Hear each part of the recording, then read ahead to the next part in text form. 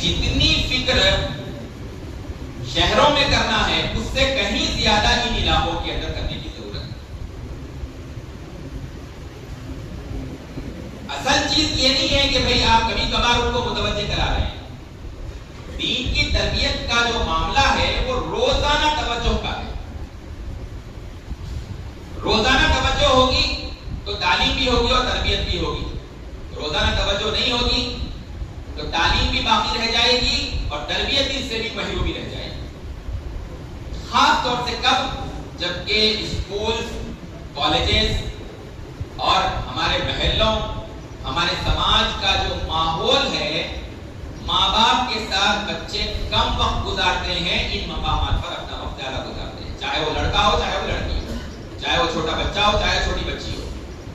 والد صاحب گھر میں آتے ہیں، ایسے وقت اکثر دیکھنے میں آتا ہے جب بچے یا تو سو چکے ہوئے ہوتے ہیں یا پھر دن بھر کی مصروفیت میں تھک کر اب سونے والے ہوتے ہیں۔ کتنے ماں باپ ایسے ہیں جو روزانہ اپنے بچوں کو چند آدھا گھنٹہ دیتے ہو دین سمجھانے کے لیے؟ ذرا ہاتھ اٹھائیے۔ پوری نشست میں ماشاءاللہ ایک دو ساتھ ہاتھ اٹھ رہے ہیں۔ جو باقی ساتھی ہیں ان کے جو بچے ہیں، سب سے قریبی توجہ اگر کوئی دے سکتا ہے تو وہ تو والد ہی ہے نا، والدہ ہے۔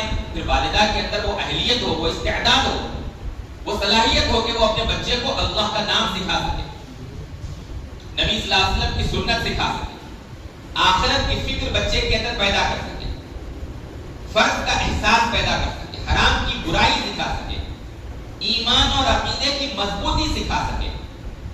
عام طور پہ ہماری ماؤں کے اندر یہ بات نہیں ہے، تو اس کے لیے ہمارے اکابر علماء کرام جگہ جگہ اس بات کی فکر کر رہے ہیں کہ مضبوط اور منظم مکاتب کو قائم کیا جائے، اس کا نظام کھڑا کیا جائے۔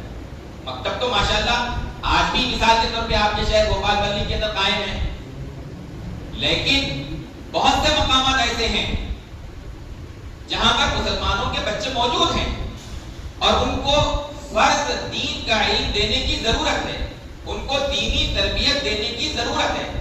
بچے بھی ایسے ہیں اور بچیاں بھی ایسی ہیں جن کو ضرورت ہے کہ ان کو تعلیم دی جائے، تربیت دی جائے۔